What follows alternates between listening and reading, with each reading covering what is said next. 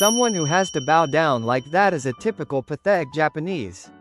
These words came from the mouth of Smith, an American businessman hailed as a business genius at the Japanese branch. What exactly happened to him? Before we continue with the video, please make sure to subscribe and hit the like button. By doing so, you'll get to see more stories that interest you. Now, let's dive into the details. From a young age, Smith was convinced that he was superior to others. He believed in working efficiently without any unnecessary emotions or pity. His achievements were quickly recognized, and he was soon hailed as a genius within the company.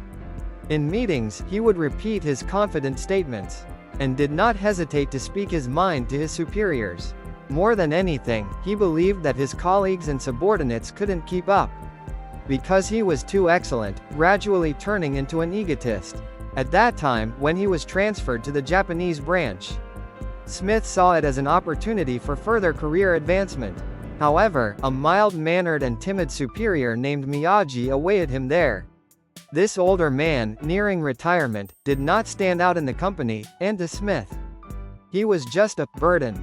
Every time Smith interacted with Miyagi, he felt frustrated by his gentle demeanor and overly modest opinions. Why is this old-timer even a superior when he can't do his job? Thinking this, Smith secretly despised Miyagi. One day, Smith witnessed a shocking scene by chance. That day, Smith was conducting research related to a client. As he passed by the client's conference room, he heard Miyagi's voice inside. Curious, he peered through a gap in the door and saw an unbelievable sight. Miyagi was deeply bowing, apologizing in a doggies-up position. The client's representative was yelling and looking down at him with a stern face. But Miyagi did not talk back and just continued bowing quietly. How pathetic is this guy? Smith was shocked and felt contempt at the same time. He had already felt that Miyagi was an incompetent superior, but this was beyond his expectations. Seeing Miyagi bowing down deepened Smith's disappointment. Just as I thought. Someone who bows down like that is a typical pathetic Japanese. Smith scoffed at Miyagi internally, growing more disdainful of him. Legendary Dogezo, in the end, it's just a posture of admitting defeat and begging for forgiveness from the client, right?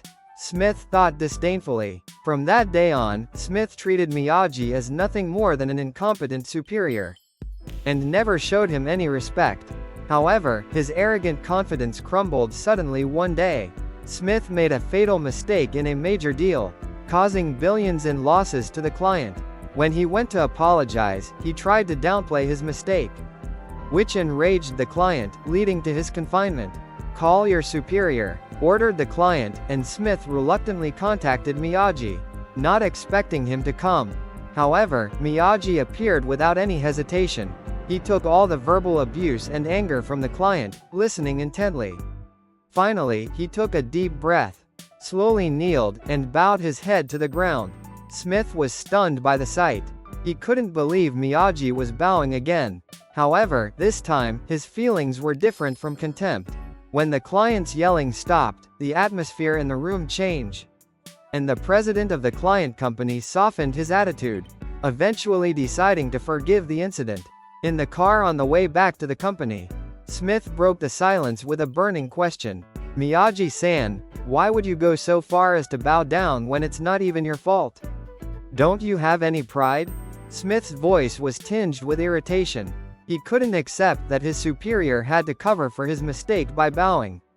Miyagi looked at Smith with a slight smile, and after a long silence, he quietly spoke.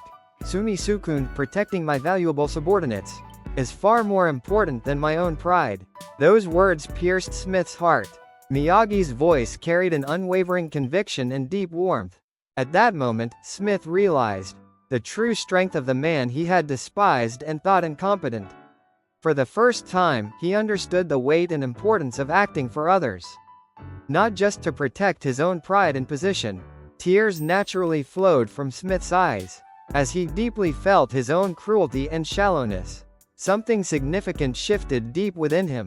"I was wrong all along." From that day on, Smith's life transformed. Having behaved coldly and efficiency-focused, he etched Miyagi's teachings into his heart.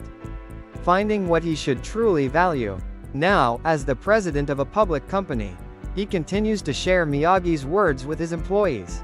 The pride of being a leader lies not in protecting oneself, but in protecting one's comrades. I am here because Miyagi-san taught me that. Smith's gaze still warmly watches over his employees, remembering Miyagi's demeanor that day. Thank you for watching this video to the end. If you have any thoughts or opinions, please share them in the comment section. Also, subscribe and like to enjoy more videos that depict the greatness of Japan.